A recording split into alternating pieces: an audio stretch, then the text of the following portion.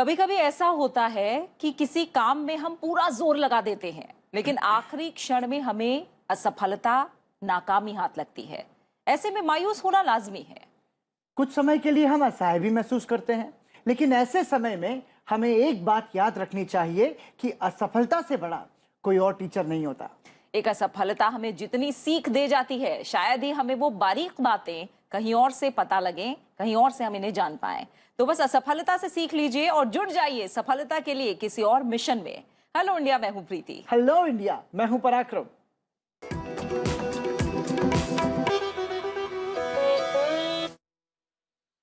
और hello India में शुरुआत करते हैं सबसे पहले आज की बड़ी खबरों के साथ।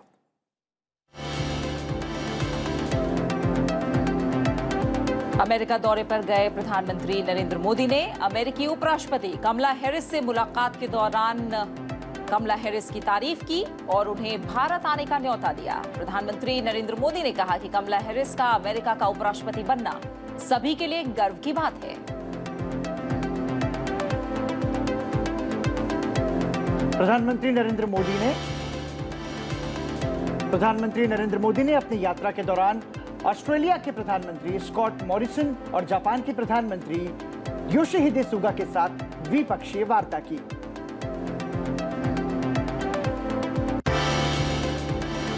इसके अलावा अमेरिका में टॉप कंपनियों के सीईओ से प्रधानमंत्री नरेंद्र मोदी मिले।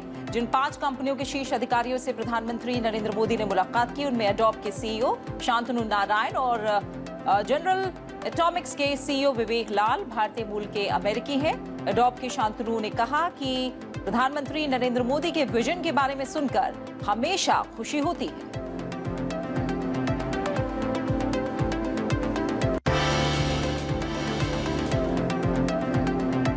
और अब प्रधानमंत्री नरेंद्र मोदी की वॉशिंगटन में अमेरिकी राष्ट्रपति जो बाइडेन के साथ शिखर बैठक हुई। रक्षा सहयोग, ऊर्जा, जलवायु परिवर्तन और अफगानिस्तान समेत कई अहम मुद्दों पर जो बैठक होनी है उसमें बातचीत होगी। क्वाड सम्मेलन में भी शिरकत करेंगे प्रधानमंत्री नरेंद्र मोदी। 25 सितंबर को संयुक्त राष्ट्र महासभा को संबोधित करने का भी कार्यक्रम है।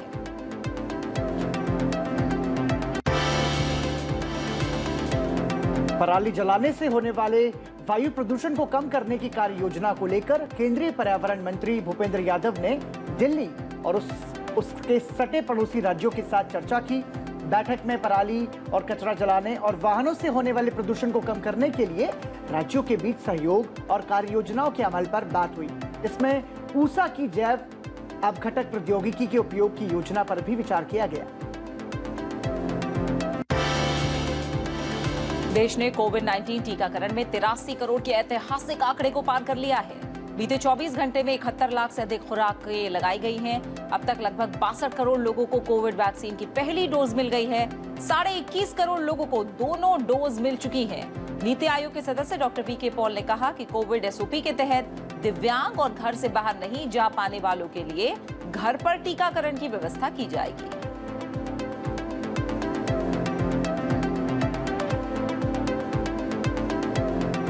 और अब खबरें राज्यवार। केंद्रीय शिक्षा मंत्री धर्मेंद्र प्रधान के नेतृत्व में बीजेपी का केंद्रीय चुनाव दल लखनऊ के दौरे पर है। इसमें केंद्रीय मंत्री अनुराग सिंह ठाकुर, बीजेपी के राष्ट्रीय उपाध्यक्ष और उत्तर प्रदेश के प्रभारी राधा मोहन सिंह शामिल हैं। दल पार्टी के प्रदेश पदाधिकारियों के साथ चुनावी रणनीति पर चर्चा करेगा। केंद्रीय सूचना प्रसारण और राज्य मंत्री डॉक्टर एल मुरुगन मध्य प्रदेश में उज्जैन के दौरे पर हैं। उन्होंने महाकालेश्वर मंदिर में दर्शन किए और सामुदायिक रेडियो स्टेशन रेडियो दस्तक का भी दौरा किया। इस अवसर पर उन्होंने स्थानीय समुदायों की भाषा के प्रसार पर जोर दिया।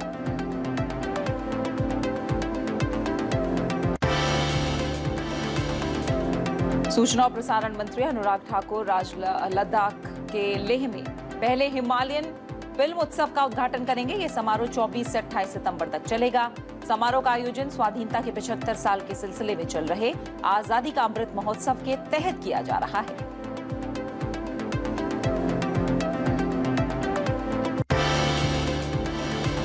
केंद्रीय मंत्री जनरल वी.के. सिंह ने हाइफा मुक्ति दिवस पर दिल्ली के 3 मूर्ति हाइफा चौक पर जवानों को श्रद्धांजलि दी। प्रथम विश्व युद्ध में अंग्रेजों की ओर से जोधपुर रियासत की सेना ने भी हिस्सा लिया था।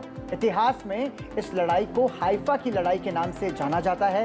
हाइफा की लड़ाई 23 सितंबर 1918 को लड़ी गई थी।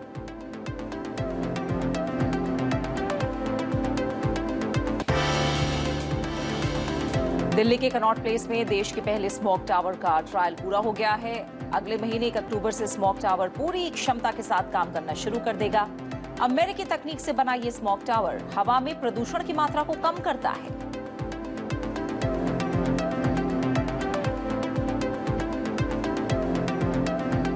और हेलो इंडिया में अब बात करते हैं प्रीति अंतर्राष्ट्रीय स्तर से जुड़ी कुछ खास खबरों की।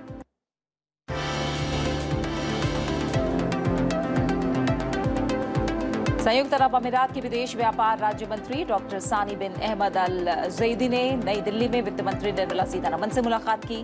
दोनों नेताओं ने भारत और संयुक्त अरब अमीरात के बीच मजबूत आर्थिक और वाणिज्यिक संबंधों और व्यापक रणनीतिक साझेदारी पर चर्चा की। एक उच्च स्तरीय प्रतिनिधिमंडल मौजूदा व्यापार और निवेश संबंधों को सुदृढ़ करने, द्विपक्षीय आर्थिक संबंधों को मजबूत करने के उद्देश्य से भारत के दौरे पर है।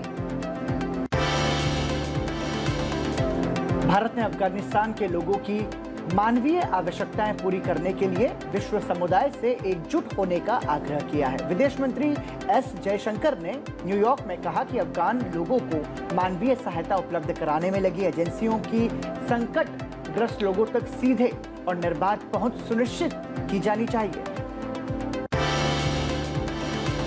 G4 संगठन के सदस्य देशों भारत, ब्राजील, जर्मनी और जापान के विदेश मंत्रियों ने संयुक्त राष्ट्र सुरक्षा परिषद को अधिक विधि सम्मत, प्रभावी और प्रातिनिधिक बनाने के लिए तत्काल सुधार की जरूरत पर जोर दिया है।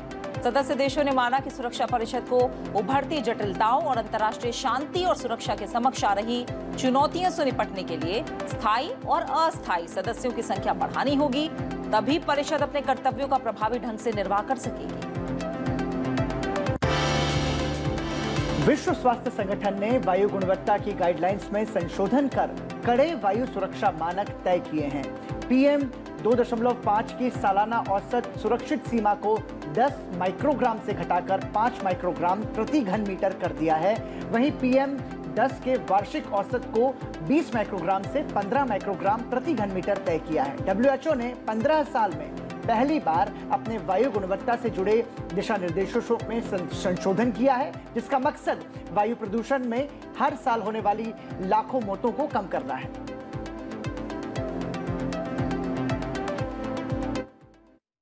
और अब कुछ खबरें प्रधानमंत्री नरेंद्र मोदी के अमेरिका दौरे से जुड़ी हुई।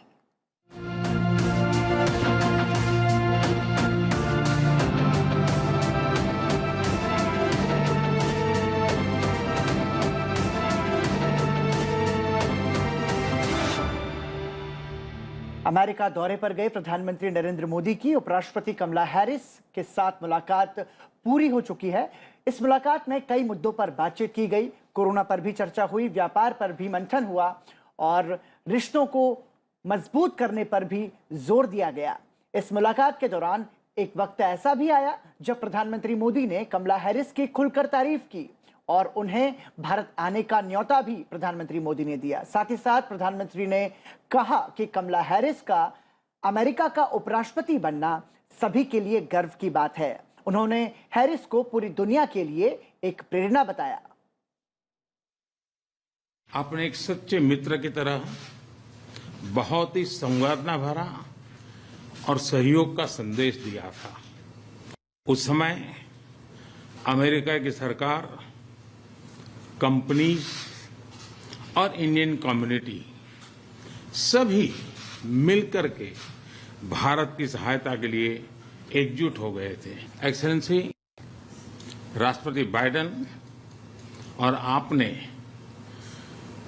अत्यंत चुनौतीपूर्ण माहौल में अमेरिका का नेतृत्व संभाला और बहुत ही कम समय में कई उपलब्धियां हासिल की हैं। कोविड हो, क्लाइमेट हो या फिर क्वाड, सभी पर अमेरिका ने बहुत ही महत्वपूर्ण इनिशिएटिव लिए हैं। डेमोक्रेसीज के रूप में भारत और अमेरिका नेचुरल पार्टनर है।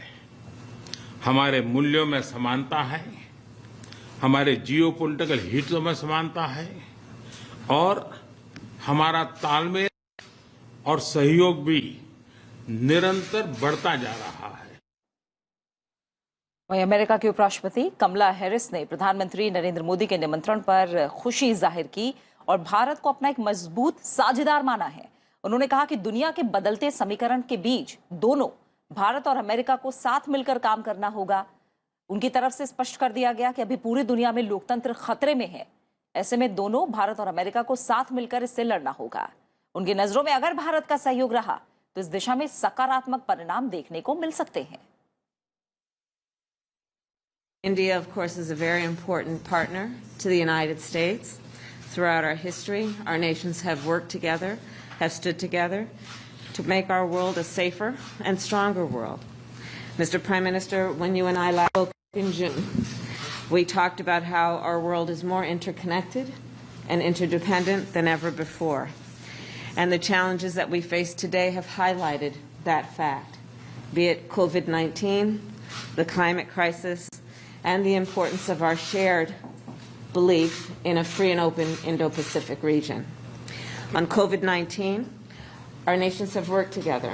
Early in the pandemic, India was a vital source of vaccines for other countries. On the issue of the climate crisis, I know that India and you take this issue quite seriously. The President and I believe very strongly that the United States working together with India can have not only a profound impact on the people of our respective nations, but on the world itself. और इसी के साथ प्रधानमंत्री नरेंद्र मोदी ने अपनी यात्रा के दौरान ऑस्ट्रेलिया के प्रधानमंत्री स्कॉट मॉरिसन और जापान के प्रधानमंत्री योशिहिदे सुगा के साथ द्विपक्षीय वार्ता की।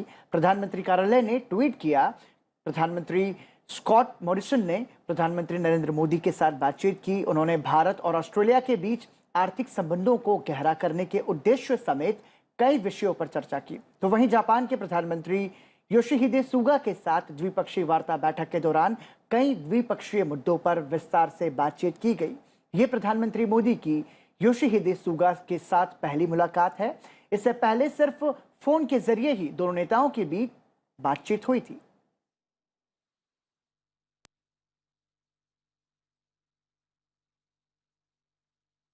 वहीं अमेरिका दौरे पर पहुंचे प्रधानमंत्री नरेंद्र मोदी ने गुरुवार को अलग अलग क्षेत्र की 5 प्रमुख कंपनियों के सीईओ के साथ मुलाकात की। जिन 5 कंपनियों के शीर्ष अधिकारियों से प्रधानमंत्री ने मुलाकात की उनमें अडोब के सीईओ शांतनु नारायण और जनरल एटॉमिक्स के सीईओ विवेक लाल भारतीय मूल के अमेरिकी हैं। प्रधानमंत्री नरेंद्र मोदी और अडोब के सीईओ के साथ हुई बैठक को लेकर विदेश मंत्रालय ने कहा कि प्रधानमंत्री और शांतनु नारायण के बीच चर्चा युवाओं को स्मार्ट शिक्षा प्रदान करने और भारत में अनुसंधान को बढ़ाने के लिए प्रौद्योगिकी का लाभ उठाने पर केंद्रित थी।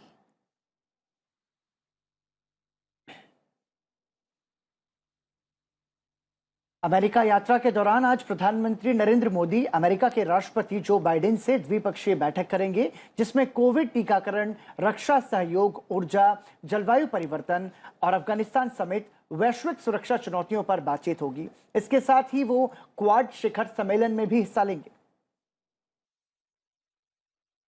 अमेरिकी यात्रा के दौरान प्रधानमंत्री नरेंद्र मोदी का काफी व्यस्त कार्यक्रम है।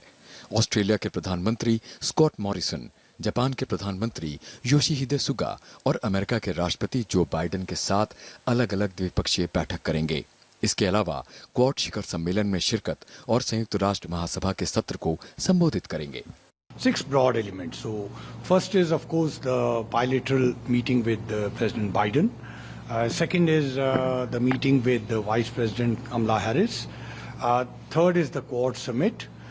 Fourth is the interactions with Prime Ministers of Australia and Prime Minister of Japan separately. प्रधानमंत्री शुक्रवार को अमेरिकी राष्ट्रपति जो बाइडेन के साथ शीर्ष बैठक में शामिल होंगे। दोनों नेताओं के बीच व्यापार, निवेश, रक्षा और सुरक्षा के क्षेत्रों में संबंधों को और बेहतर करने के तरीकों पर चर्चा की उम्मीद है।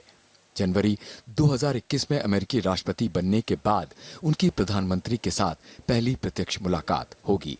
हमारा जो ब्रॉड एरिया ऑफ कोऑपरेशन है और पार्टनरशिप है, इंक्लूडिंग स्ट्रैटेजिक एरिया में और हेल्थ केयर में, डिजिटल आईटी में, एनवायरनमेंट और क्लाइमेट चेंज पे और एजुकेशन एंड नॉलेज पार्टनरशिप पे, ये 5 ब्रॉड एरियाज हैं जिसमें दोनों देश एक दूसरे के साथ क्लोजली कोऑपरेट करेंगे।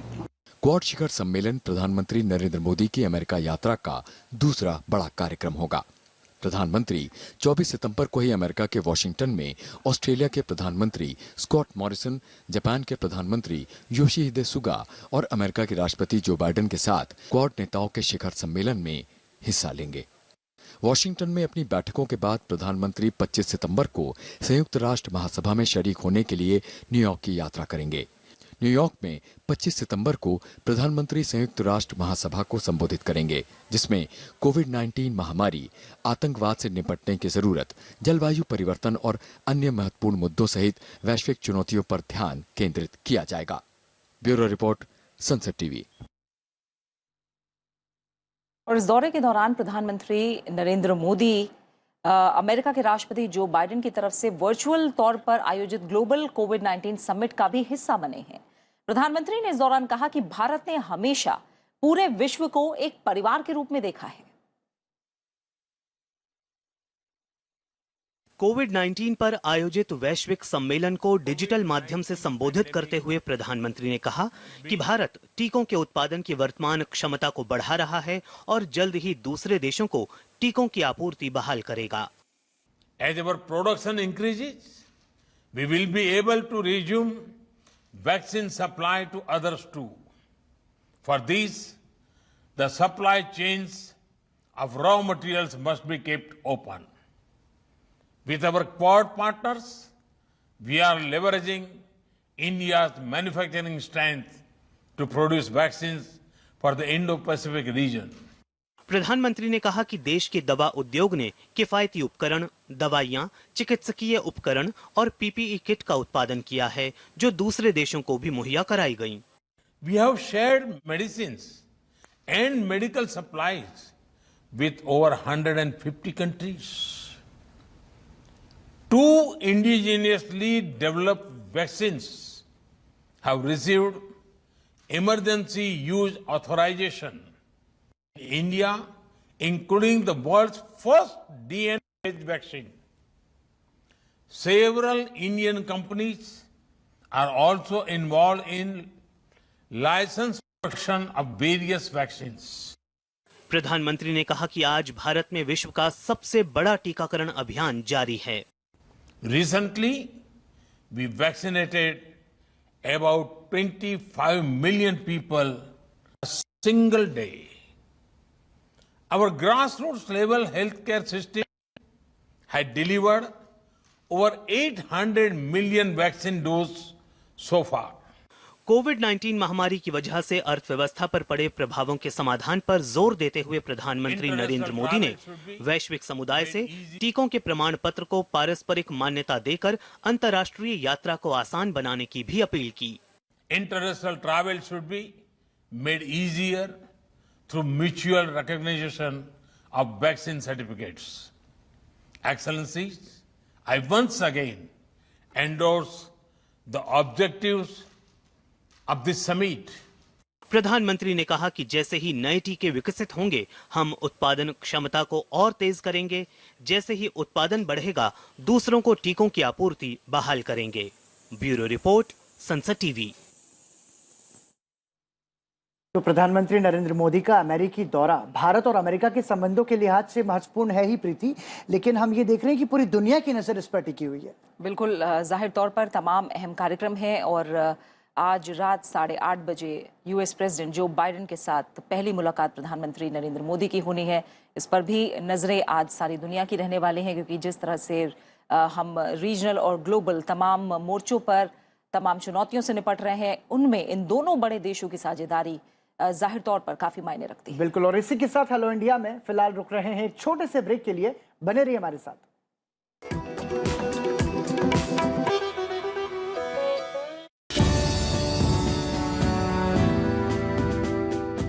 मैंने कैलाश के दक्षिण मुख के सामने नृत्य किया है, आधा घंटा करवाया है भगवती ने। कैलाश के ऊपर कोई चढ़ता नहीं है, कैलाश की परिक्रमा हो सकती है। पार्लियामेंट मेरे लिए वो कैलाश है। परिक्रमा करनी है।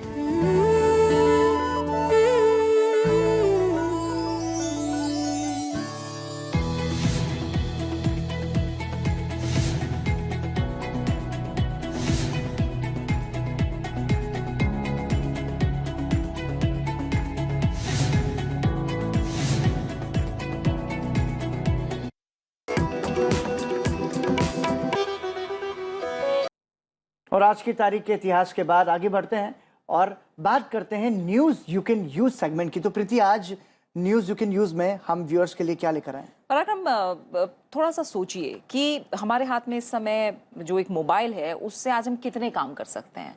हम देखें तो घर बैठे शॉपिंग कर सकते हैं, ग्रोसरी ले सकते हैं, होम अप्लायंसेस ले सकते हैं, टिकट बुक कर सकते हैं, बिल्स भर सकते हैं, यानी सब कुछ आज हम एक मोबाइल के क्लिक पर कर सकते हैं। बिल्कुल, मतलब एक मोबाइल हमारे हाथ में है तो ऐसा लगता है कि दुनिया हमारी मुट्ठी में है। लेटेस्ट टेक्नोलॉजी ने आज दूरियों को पाट दिया है। पैसे और समय की बचत तो की ही है, लेकिन प्रीति, डिजिटाइजेशन के इस दौर में हम तकनीक का बेहतर इस्तेमाल कैसे कर पाए, ये भी हमें मोबाइल ने सिखाया है। शॉपिंग हो या सरकारी दफ्तर, हम घर बैठे कोई भी काम कर सकते हैं मोबाइल के जरिए। बिल्कुल, लेकिन एक पहलू और है। गांव में रह रही भारत की अधिकतर आबादी जानकारी या संसाधनों के अभाव में इन सुविधाओं का फायदा नहीं ले पाती। इसके लिए सरकार गांव कस्बों में कॉमन सर्विस सेंटर खोल रही है, जहां पर आम लोग ऑनलाइन मिलने वाली सुविधाओं का लाभ ले सकते हैं।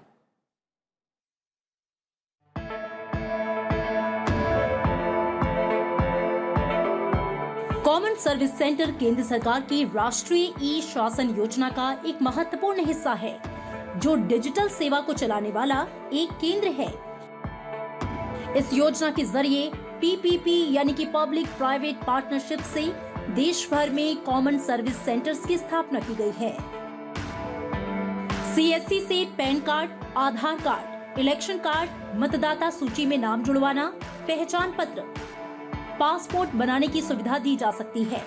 इसके अलावा LIC premium, mobile recharge, mobile bill payment, DTH recharge, instant money transfer, data card recharge, red bus, SBI life, bill cloud जैसी निजी सेवाएं भी ले सकते हैं। यहाँ बैंकिंग, इंश्योरेंस और पेंशन सर्विस भी दी जाती है। CSC में प्रौढ़ शिक्षा कार्यक्रम, डिजिटल लिटरेसी प्रोग्राम, वोकेशनल और स्किल डेवलपमेंट ट्रेनिंग से जुड़ी सुविधाएं भी हैं। किसानों को CSC के माध्यम से मौसम की जानकारी और मिट्टी की जांच जैसी सर्विस भी दी जाएगी। इतना ही नहीं, इससे लोगों को टेलीमेडिसिन सर्विस भी उपलब्ध कराई जाएगी। सरकार की योजना है कि आने वाले दिनों में एक CSC में लोगों को 300 से अधिक सर्विसेज मिले और इसके लिए department of information and technology देश भर में कॉमन सर्विस सेंटर्स खोलने में जुटा है।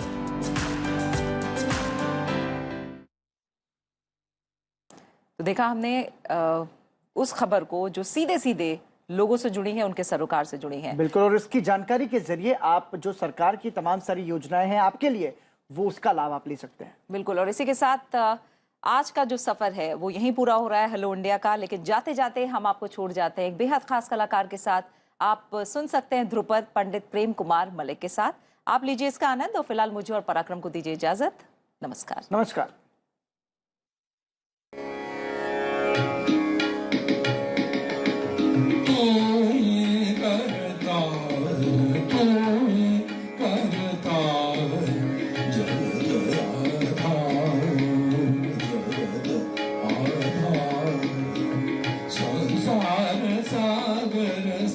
संसार सागर से उबारो प्रभु जी, उबारो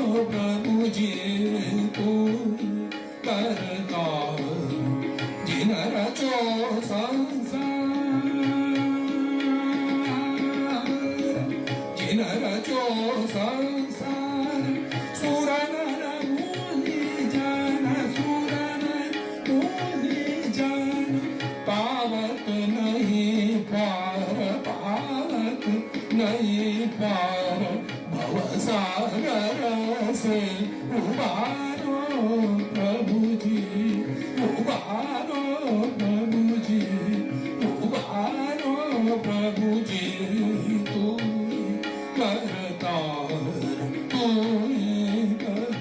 कर कर कर तू कर कर कर तू कर कर तू ये कर तार संसार सागर उबारो प्रभु जी तू प्रभु जी प्रभु जी तू प्रभु जी तू